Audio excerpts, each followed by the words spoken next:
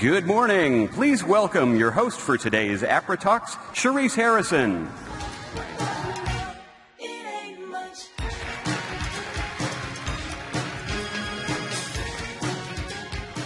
Well, good morning, everyone. How's everyone doing this morning?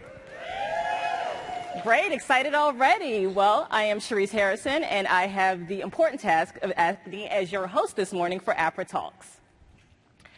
And I'm so happy to see such a great turnout this morning for the session. Apra Talks has quickly become a favorite of prospect development. And when I introduce our speakers, you'll really understand why. First, though, I want to talk a little bit about our theme. Just in case you haven't noticed, there's been a lot going on, but we are in Pittsburgh.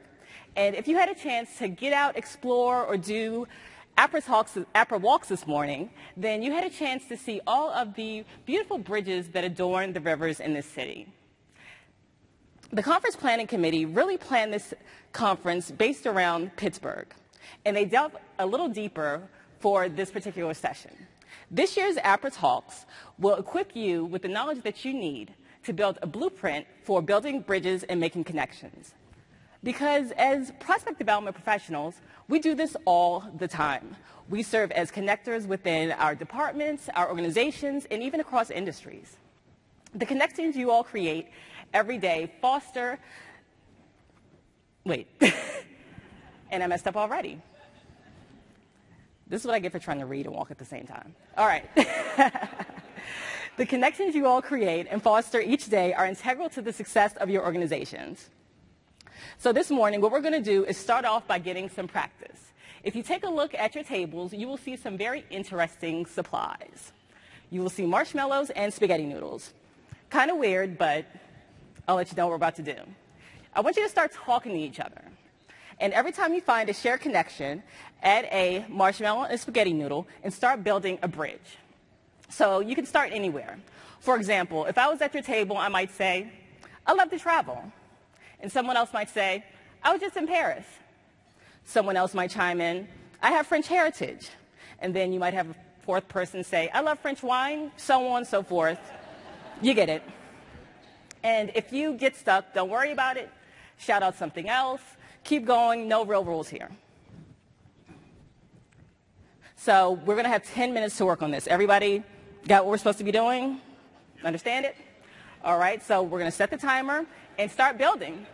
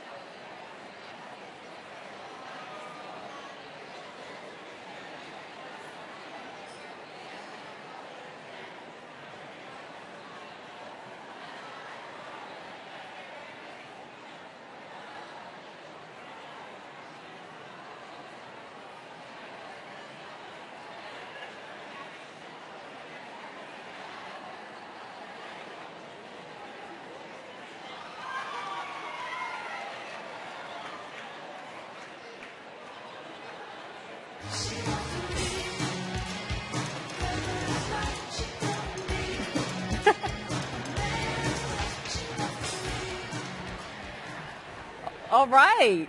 So how did that go for everybody?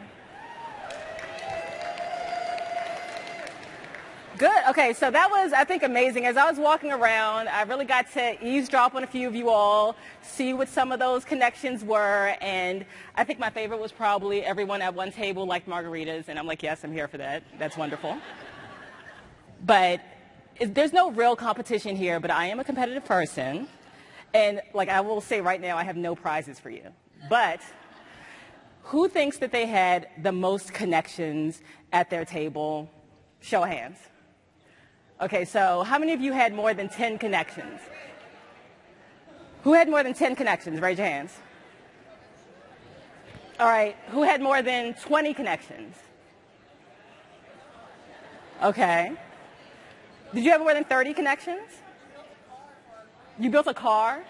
I'm going to your table then. All right. So right here, I wish that there was a picture and everybody could see your amazing car bridge. Excellent. Hashtag Apra Talks 2018.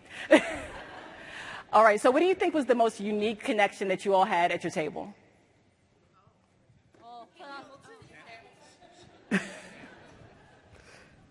A love of theater and Hamilton. And Hamilton. Who does not love that? Thank you, Eric. Well, I think that was a fun way to just demonstrate the power of connection this morning. And now it is time for me to introduce our first Apra Talk of the day. And you may recognize her as a past Apra Talks host. And how could you forget her? She was amazing. I hope I am half as good as she was. She is Amy Turbis, and she is the Senior Director of Strategy, Research, and Development at Creighton University. Amy is passionate about this work that we do. Most recently, she sat on the Apra Board of Directors Executive Committee. She is a huge Apra cheerleader. And not only is she passionate about what we do, she is also passionate about connections. She will connect with you anywhere. At work, in the checkout line, on the airplane, she's there, you're there, she is talking to you. So she is also a true believer in the 6 degrees of separation theory. She thinks that she can find a connection even amongst the most unlikely of individuals. So Amy's talk this morning, entitled Build a Bridge and Get Over It, will walk us through how we can better collaborate with others in our organization. Please welcome to the stage, Amy Turbis.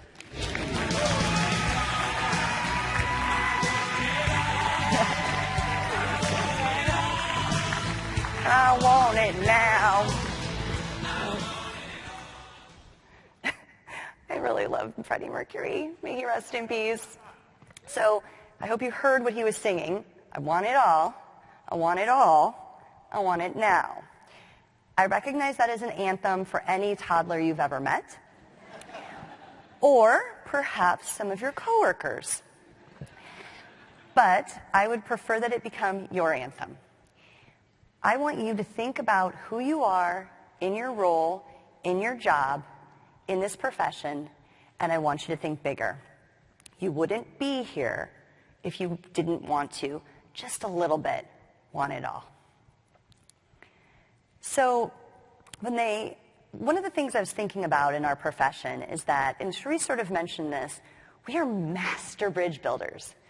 We can see the whole scope of fundraising. We can look at philanthropy through different lenses, and what do we usually see? We see gaps. We see problems. We want to fix them. We want to create processes that are going to get us to better places. We are truly the bridge between art and science. I recognize it's overused, but it's worthwhile to think about.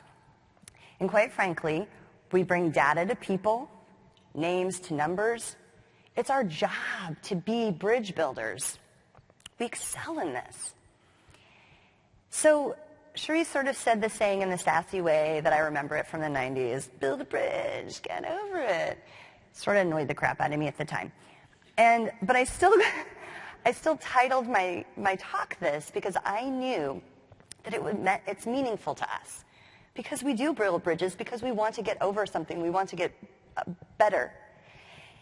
But I also have to be completely honest with you that when they ask me to do an Apra Talk, the thing I want to know is, do I get this wireless mic? Because I could live with a wireless mic. I would run around and be talking louder than everybody else. And at one point I thought, oh, I'm going to jump off the stage. I'm going to run up and down. I'm going to yell, build a bridge. And you all are going to say, get over it. But when there's a time limit, I think Tracy Church told me there's a hook to pull me off the stage. So I'm not. I did promise I'd stick around up here. But I'm going to ask you to humor me just a little bit. So, build a bridge. Oh, that was awesome. I thought you were going to be quiet, so I'm going to still make you do it twice. Build a bridge. Thanks, friends. I could just drop this clicker, but I'm going to keep talking. So we're in Pittsburgh. This conference is theme happy, right? We're all about the bridges. This city does have the most bridges of any city in the world, according to Bill, my taxi driver. And thanks to Bill, he also told me that there are 446. So I didn't fact check Bill. Someone else can fact check Bill. He was super nice. So what we have in Pittsburgh are these amazing bridges, right? They're strong, they're pretty, they happen to be yellow and black, just like every sports team here, I learned today from resident Liz McHugh, or native Liz McHugh. So have you walked across these bridges? I'm going to guess almost everyone in this room drove across one. What was it? It was strong, it was sturdy, it got you from A to B. At least I think it did because you're here. I want you to think about the bridges and the teams that you work with. Who are your strong bridges? Who are the teams that support you and you support them together in a very, very strong partnership? What is it about that team member, or that team, that is so strong for you? Perhaps it's the IT team. You guys are currently just rocking a database conversion. Or it's that gift officer. No matter what name you give her, she tries her darndest to call them, and then once she makes a gift, you're the first person she tells. That's a strong bridge that you already have created. So why is that bridge strong? It's strong because it has 3 or 4 P's. And we're in Pittsburgh, so that's a 5th P. I like lots of P's. So, one is your position. Your job is required to work together in some way. Maybe it's even in your job description that you have to work together. But once you have the strong position together working, you create processes. You're solving problems, you're bridging gaps. And from those processes, then you have shared goals. Your performances are evaluated together on the work that you do. And then lastly, it's about the people. It's always about the people. You know each other. You have each other's backs. You might not always like each other, but you know what you're doing together. In full disclosure, 3 of the 4 Ps were stolen from a personal evaluation, sort of motivational style thing that I once did. And I like it so much that I try to utilize it in other places. So this is obviously not my own creation, but I thought it was very helpful when thinking about my relationships with my coworkers and my partners in the work that I do. So what if you don't have a 3P, 4 Ps? What does that look like? It looks like this. I wouldn't walk across that bridge unless someone was going to kill me. That is scary. Super scary bridges, the rickety bridges. So I recognize that this is a dramatic picture in comparison to our work, but there's some truth to this. You have working relationships with people in your work that are not on solid ground. They're rickety bridges. They maybe have 1 or 2 of the Ps. So I'm going to talk a little bit about one that might be this case for you. I want to talk about events. Every nonprofit does events. I have some very personal, strong beliefs about whether or not we should be doing them, but that is not this talk.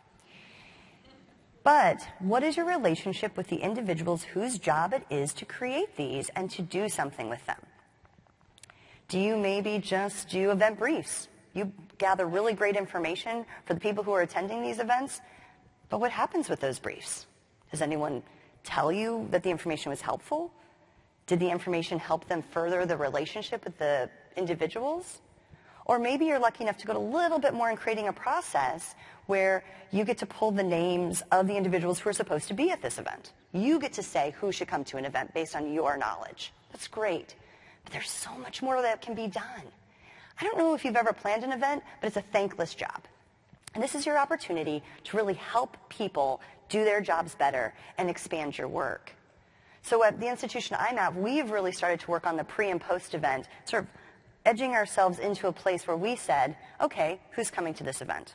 May not be a fundraising event, but who's going to be there? And we know who's going to be there and what is interesting about them and why someone needs to talk to them at that event. Events can have hundreds of people. And if you've ever attended one, you probably talked to 5. But are you talking to the right 5 people? And that's for us to tell them. These are the people you should see. We can prioritize who should be getting in front of them. But then it's the post-event where not just you have one bit of a process, but where the performance comes in handy. You're then saying, all right, you talk to this person. Now what? Now what are you doing with them? And you find a way to record it and to make it actionable.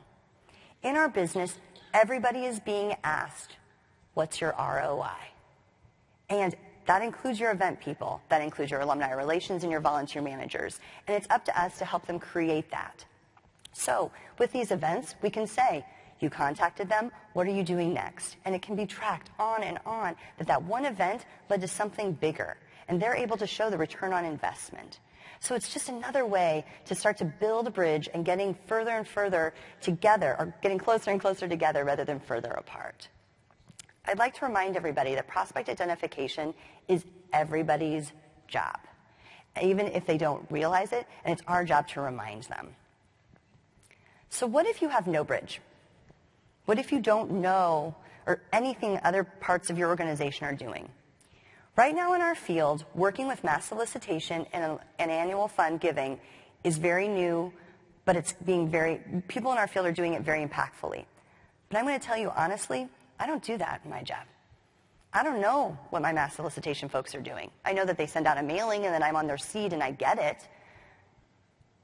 This is an area we have to listen and hear and know what they're doing. I was reminded this week that we all have one mouth and 2 ears. I know that's hard for people to believe that I'm actually going to sit and listen, but I will. And I'd ask you all, when there's a group that you work with and you don't know what their work is, but it impacts your work, and they have prospect pipeline development as part of their work, I want you to sit down and I want you to listen. I want you to ask them what they're doing. Most people who create mass solicitation plans do it 12 to 18 months in advance. It's amazing. Do you think anyone ever asks them, what's your plan? And those that do, they only want to critique it. I want you to go and listen to them. I want you to ask them why they're doing what they're doing. And I want you to listen without judgment. And then, when it comes time to plan for next year, I want you to ask to be included. Because you know things about that data, you know things about your audience they don't know.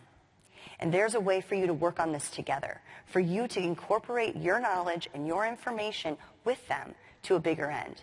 Because if pipeline development is a goal that you both have, why aren't we working on it together? And then I want you to think about there are groups at your organizations who may never touch the work you do. They may never know the type of work you do, and you, quite frankly, might not know theirs. But I want you to think through how you can get to know them. I'm going to give an example that I was very lucky to come across that I never thought would happen.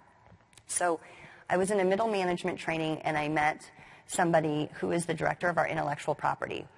I will call him Stuart, because his name is Stuart. But Stuart, so what I learned about Stuart is that Stuart is super quiet and I am super not quiet. And I actually thought Stuart was really annoyed with me in the short time that we spent together. I also learned that Stuart would make an amazing pub trivia partner. So I'm keeping that right here for later. So one day I get a call from Stuart.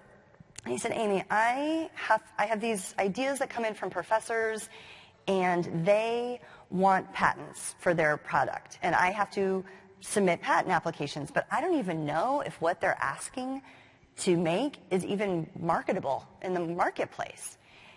I'm not a pharmacist. I don't know. Don't we have alumni that could help with that?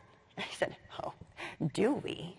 And he said, I know that I'm not supposed to really contact those people. Can you tell me how to do that? I said, well, let's go a little step further.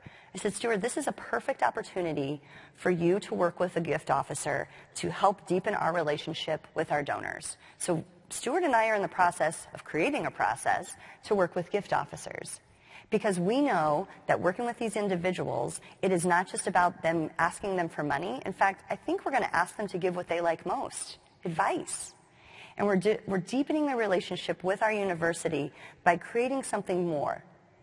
And as we do this, I am deepening my goals and my goals by working with gift officers to create more strategic ways to work with their donors. So Stuart and I are building this amazing bridge in a way we would have never built it. My gift officers have no idea what's coming. They will know next week. But this is an opportunity for them to add to their work and their position. This is an opportunity for Stuart to continue to grow the work he's doing in his job. And it's an opportunity for me to see new ways to bridge gaps at my university. So these are just a couple examples. They're mine. I know that you all probably have 100 different ideas you want to do, whether you've been at your job for 2 months or 20 years. But what I really want to leave you with is that I want you to want it all because it's important for you and your job. It's just as important for the mission of your institution for you to create these bridges all over. But because it's true, I'm a huge advocate and cheerleader for this profession, I want you to do it for us.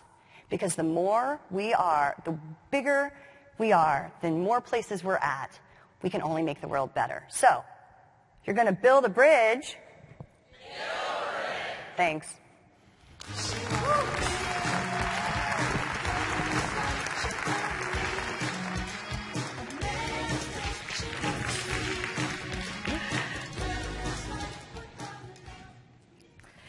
Thank you, Amy. That was such a great talk, and when I go back to work, I'm going to be identifying my rickety bridges and applying the 4 Ps to make sure we can bridge some of those gaps. So next, I'm pleased to introduce our next Apra Talk speaker, David Tinker. David is the Vice President of Advancement at Achieva and a certified master trainer at the Association for Fundraising Professionals. David has numerous professional accolades, and he is also a board treasurer for the Brentwood Athletic Association. He serves on the Uprise Advisory Committee, and he has held leadership positions at numerous nonprofits. Tons and tons of connections for him. David's talk, Bridging the Gap in Fundraising, will tie together how working with individuals like deans, department chairs, doctors, executives can further the mission of your organizations. Please welcome to the stage, David Tinker. It's a beautiful day in this neighborhood, a beautiful day for a neighbor. Would you be mine? Could you be mine? It's a neighborly day in this beauty wood, a neighborly day for a beauty. Would you be mine? Could you be mine?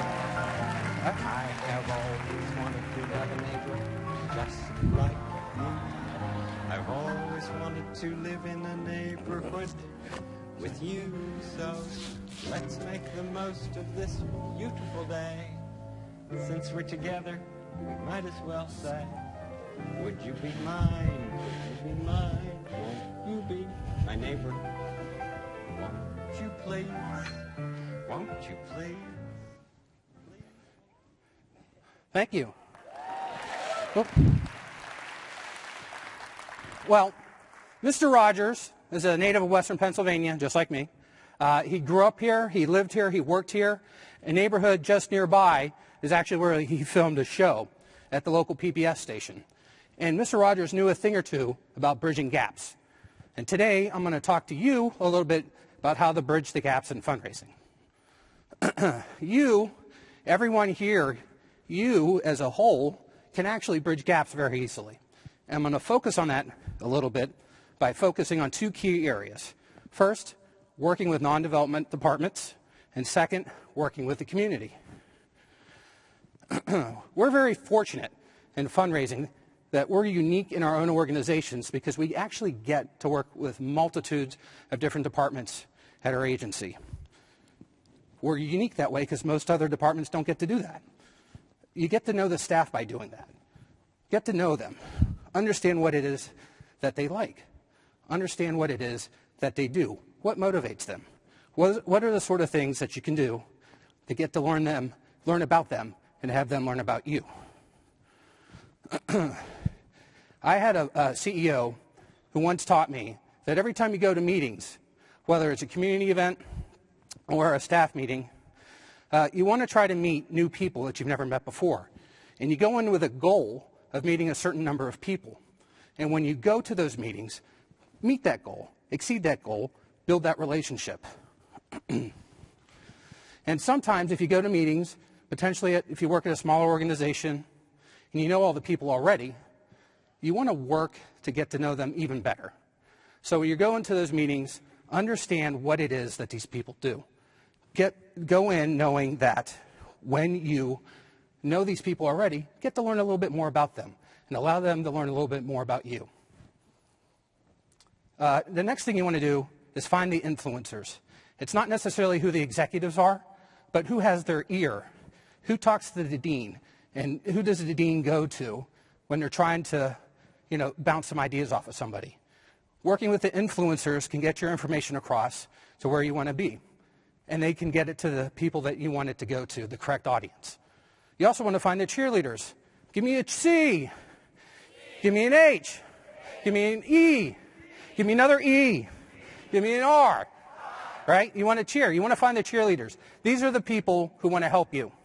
They want to help you. They have relationships already with their staff, and they want to be able to help you promote the things that you're doing. And when it comes from those people, those cheerleaders, they already have the relationship, so the outcomes are going to be better than if you did it yourself.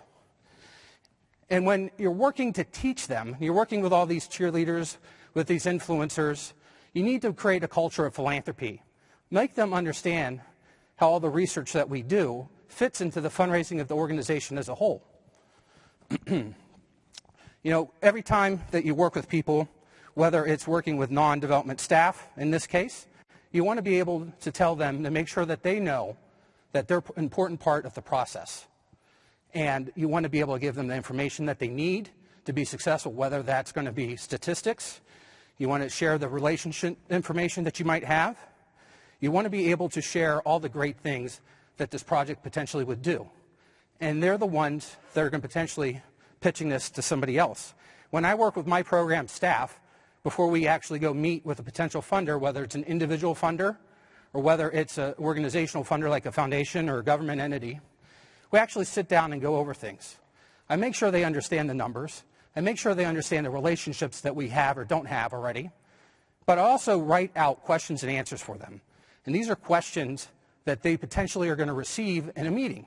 You want to be able to give them the answers so that when they do get asked these questions that you're anticipating, they're going to give you a great response instead of being caught off guard. And that's what you want. You want to enable people to be more persuasive on your behalf. Now, when you're working with a community, you want to look for things, 3 specific things. Hank Rosso taught me this. Hank used to say you want to look for the link, you want to look for the ability, and you want to look for the interest. And what Hank meant by this, and Hank, if you didn't know him, he was the co-founder of the fundraising school at what's now the Lilly Family School of Philanthropy at IU, my alma mater. And Hank used to say that the people with the strongest links and the strongest ability and the strongest interest are the ones that are going to be your best prospects. But how do you know that? We as prospect researchers do this every day. We find out the link, we find out the ability, and we find out the interest. So we have the skills, and we have the information that helps fundraising as a whole become successful. And so when you're looking at links, what kind of links do people have? Is it an alumnus? Is it a family member? Is it a grateful patient? Is it somebody who lives in the community that you worked with that potentially benefited from your projects? Sometimes it's actually your backyard neighbor or a trustee. I actually had a trustee call me and said, Dave, I want to set up a meeting. And I want to set up this meeting with my backyard neighbor. Well, his backyard neighbor ended up being the head of a foundation that we were trying to meet with to discuss a new project. And we had this great meeting that was set up pretty quickly, all because our trustee realized his backyard neighbor was somebody that could potentially help. When you're looking at links, you might not have strong links yet, but you want to build those up. And sometimes it's a matter of research, sometimes it's a matter of time. And when you're looking for ability, you want to look at somebody's capability of giving at that time, whether it's in-kind or it's financial resources or in-kind resources. But you also want to make sure they're able to give it at the period of time that you want. So currently right now it's August. I know there's a lot of parents writing tuition checks for their college-age kids going back to school. You're not going to ask somebody who has 2 kids going back to school for a major gift right now. It's not the right time. Just like you wouldn't go to an accountant and ask them to volunteer for a project, but the project is in between mid-March and mid-April, because that's tax season, obviously, you're never going to see them. But they can't give at that time, but you want to keep communicating with them so that when they can give and do have the ability to give, that they will be more ready and able to do so. And you want to talk about interests. What kind of interests do people have? You want to make sure you're asking for the right things. And I'm going to use myself as an example. You know, my undergraduate degree, I double majored in chemistry and English. Very different, but that's what I did. I was very curious. And, you know, when a university fundraiser came and met with me to talk to me about a new history building they want to build on campus, I wouldn't really be interested, would I? But I'd probably be interested if they wanted to talk about something in the future that in a couple of years they know they want to expand the Science Center. That would be fascinating, and I would pay attention. So if it's not necessarily right now, make sure it's in the future, and there's a lot of communication. And doing that communication, you're going to build the bridges you need.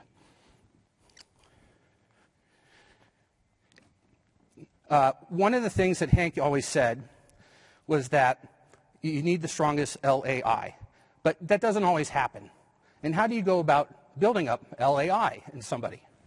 A great example I had recently, or not so recently, but she's still an active volunteer. We had a volunteer that came to us. She did not have a very strong link to our organization. She was a business professional, knew one of our former trustees through a business relationship. Their companies worked together at one point. That's how she knew about us. That wasn't really a strong link. She did have a very strong ability because her company encouraged her and other employees to do community work, you know, volunteer in the community. I wish more companies did that. Interest, she understood helping people with disabilities. Where I work, we serve people with disabilities.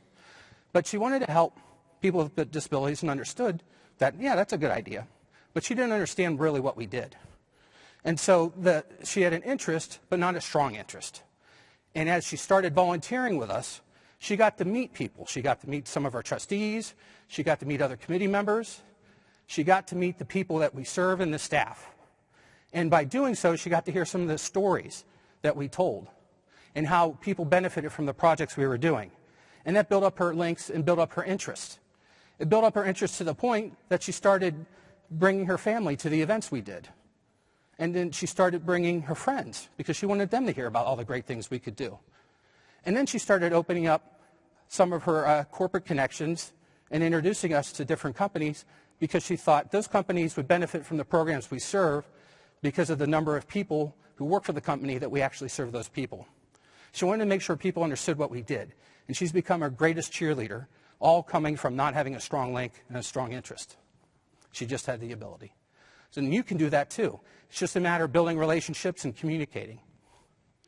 Now, sometimes when you're working in the community, you feel like, you know, I'm going on a dead-end bridge to nowhere.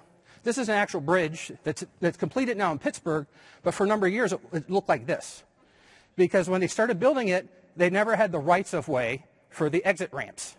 This bridge goes from downtown to the north side. This is the Fort Duquesne Bridge.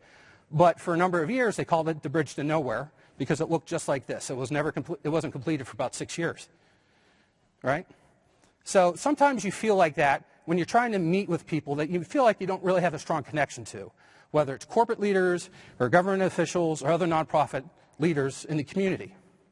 One of the things you can do, and it's a very simple thing that you do and something that I do to build up relationships and build bridges, is actually work by going to events in the community. And these can be free events, open houses, you know, community festivals. Sometimes it's actually going and paying for admission to other special events at other nonprofits. Especially that works when you know that the presenting sponsor of the XYZ financial institution is, you know, the presenting sponsor at the event, and you realize there are going to be representatives from that company there and you want to meet with them. You know, going to these informal meetings is an opportunity to meet with people outside of their office and outside of your office. It's much more informal and friendly. I have an experience recently where I actually went to a community festival. It was a community arts festival here in town. And I ran into a decision maker at a foundation that funded one of our big projects. And just by chance, the week prior to that, I had sent him an invitation to an open house we were having for a project that they funded. And it was an anniversary open house, and we invited all the original funders to the project to come and see all the great things that have happened since it's been implemented. By running into them, I was able to build up a little small talk, remind them about the invitation, and continue to build that bridge. It's just little pieces of the bridge, like one girder at a time, if you will. And that's all it takes. And you can do that too. Sometimes you can work with committees. Who doesn't love being on committee? I think you're like me, that you probably have lost count in the number of committees you've been on over the years. But working on committees forces you to work with people. And it forces you to work to a common goal. And you build relationships doing that. And when you build those relationships, those are transferable to other things that you're doing in building bridges. And when you finally start building bridges, you feel like you're bridging the gap. And what my friend Steve Shabosky wrote, in that moment you're going to feel infinite, right?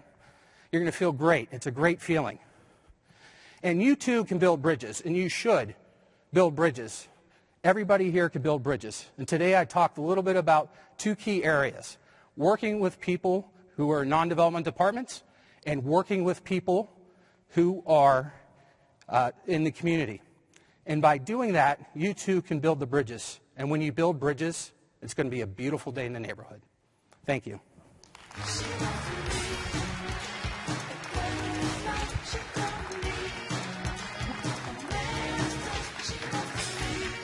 you.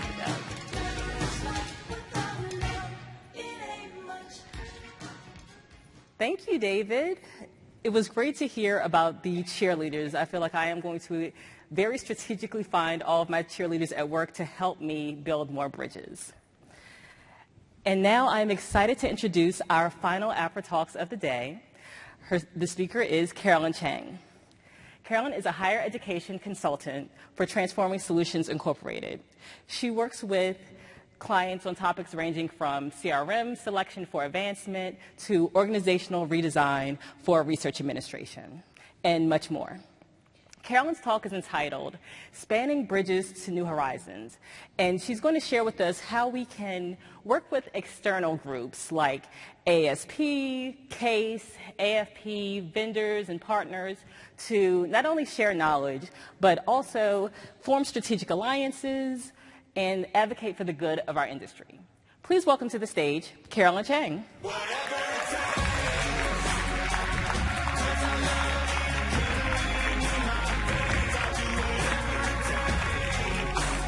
Good morning.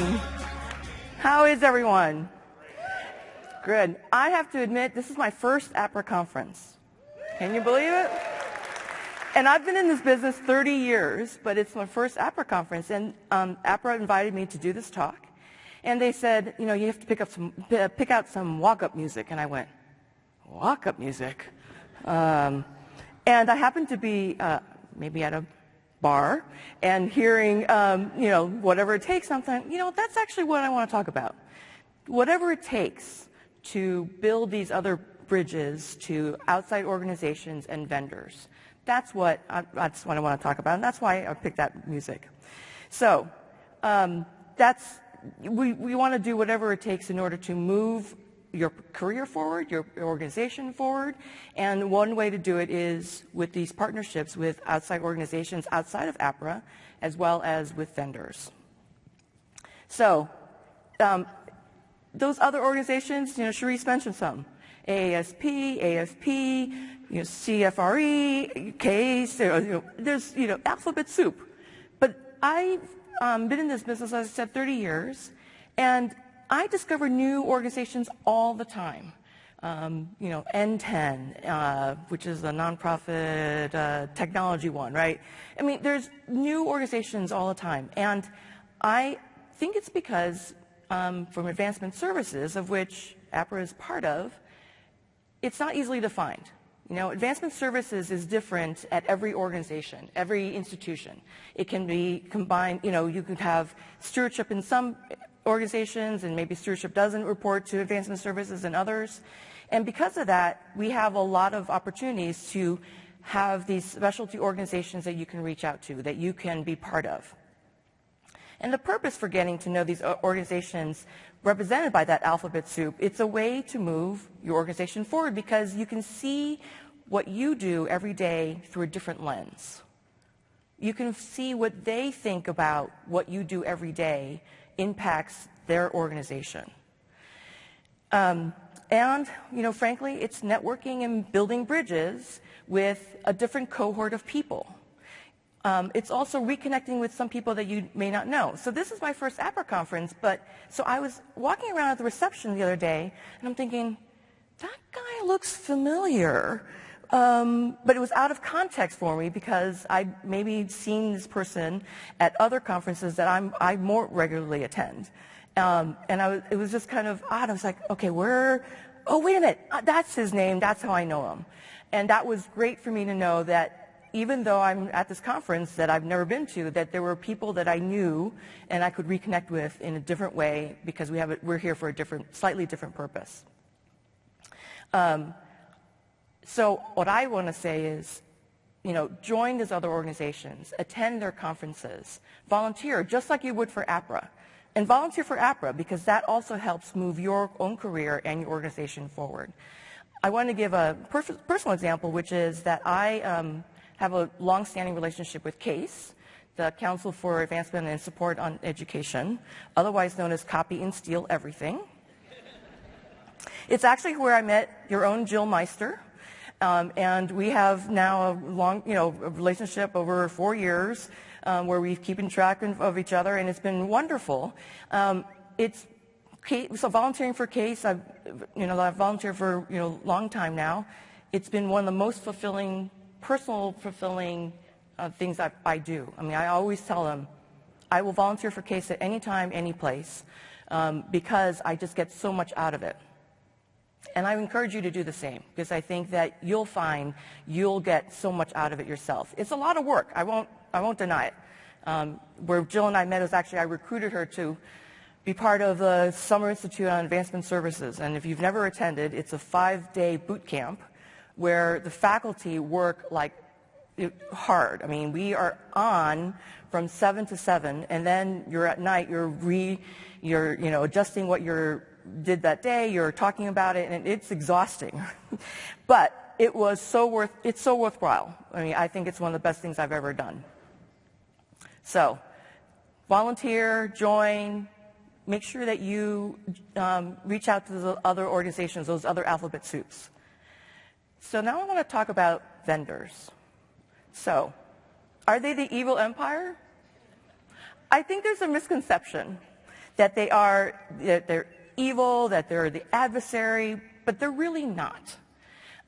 They are maybe not the force, but they are a positive force in what we do every day.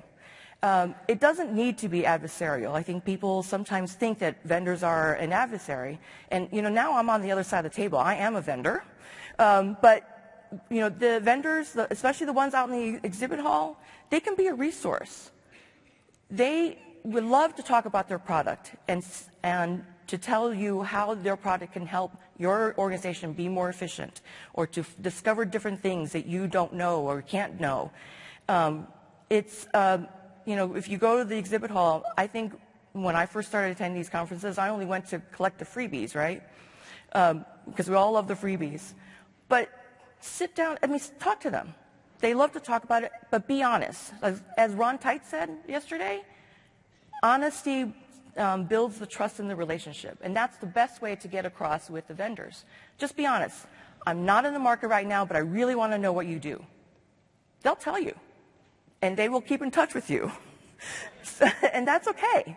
Because if you have some problem, I can't tell you how many times I've actually called the vendor to say, hey, do you know who does this thing?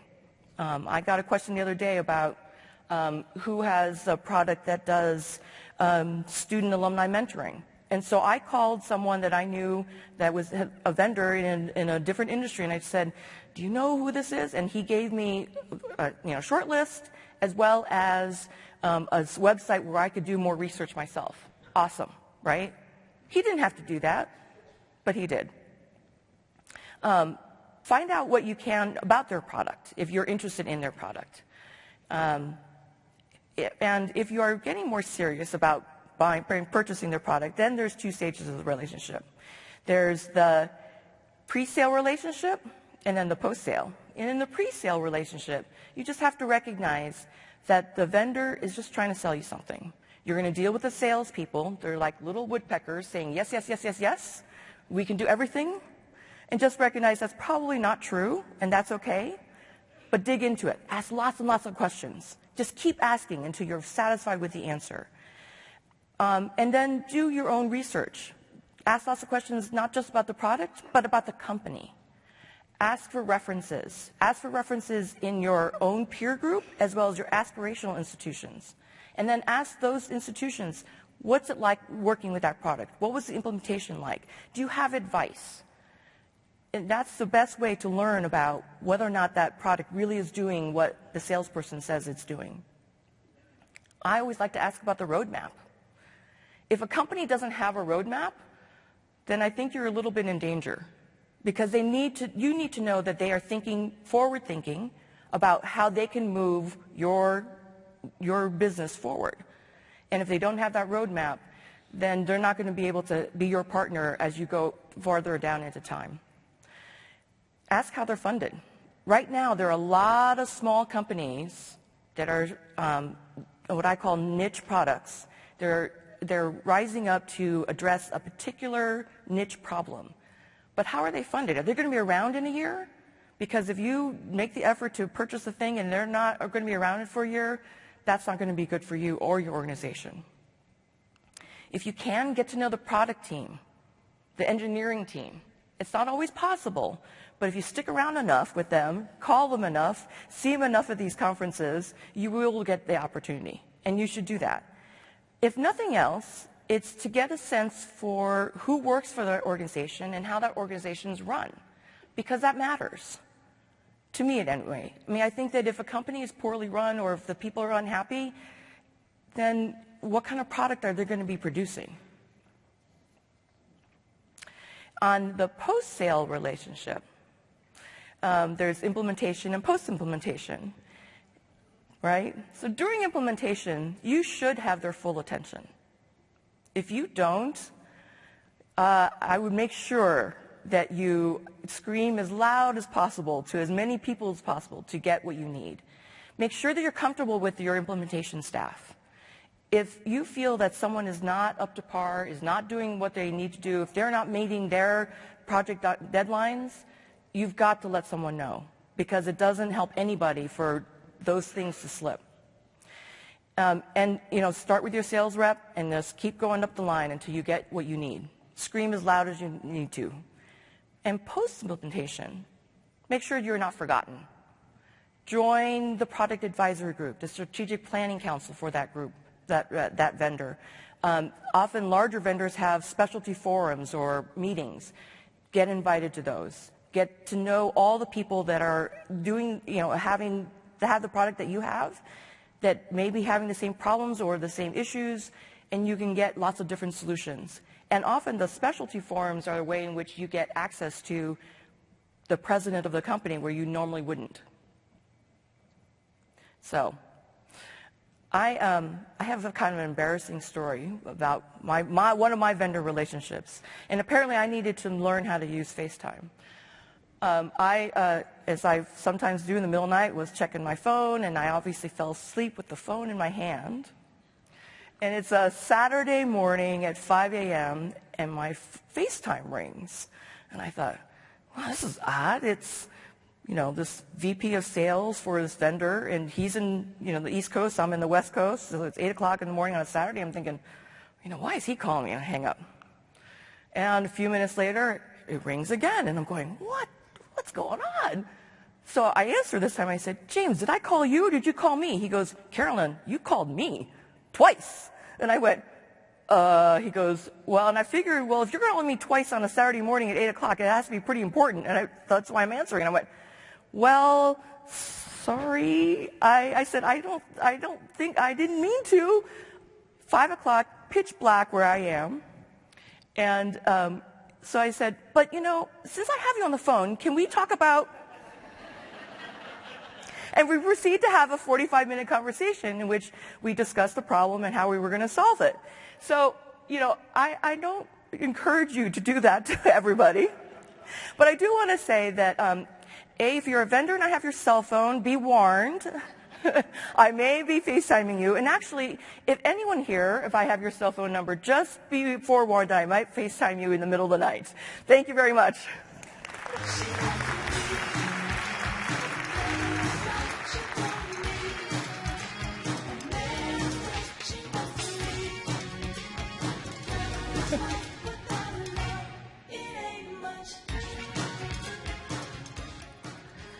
Thank you, Carolyn. And I do want to co-sign Carolyn's message that you should volunteer. Definitely. I mean, I'm up here volunteering right now for APRA, and it doesn't have to be, you know, you're in front of people, you're memorizing scripts, you're forgetting scripts, you're reading teleprompters, that type of thing. But there are always a lot of different ways to volunteer at APRA, and I definitely think that it's made an impression not only on me personally, but also for my career. And I also guarantee you that once you leave here, the next time you hear Sheila E., you are going to think about Apra Talks with Cherise Harrison, because you've heard it a lot. So now it's time to put what you've learned to the test. On each table, you're going to find a yellow sheet of paper. This yellow sheet of paper has a lot of questions around what you heard this morning from our presenters. And as you discuss with each other, definitely think about what themes you heard, and we're going to regroup later. Definitely put all of your ideas on Twitter, and we're going to stream them up here on these screens using the hashtag ApraTalks2018. You're going to have 25 minutes to discuss these questions before we regroup. You ready? All right, get started.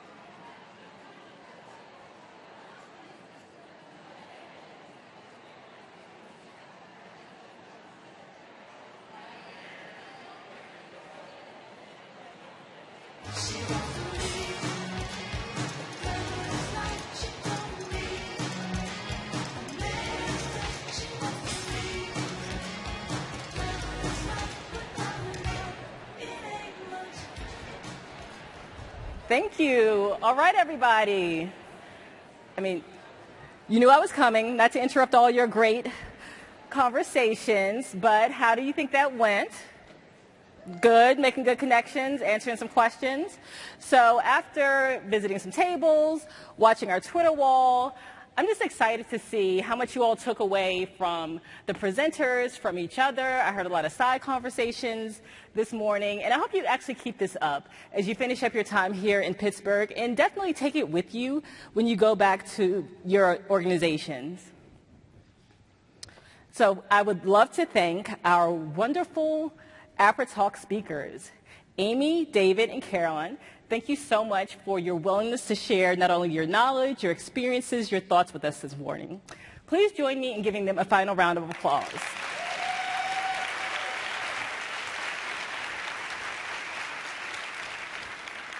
They were great. So thank you again for joining us this morning, and enjoy the rest of your time in Pittsburgh.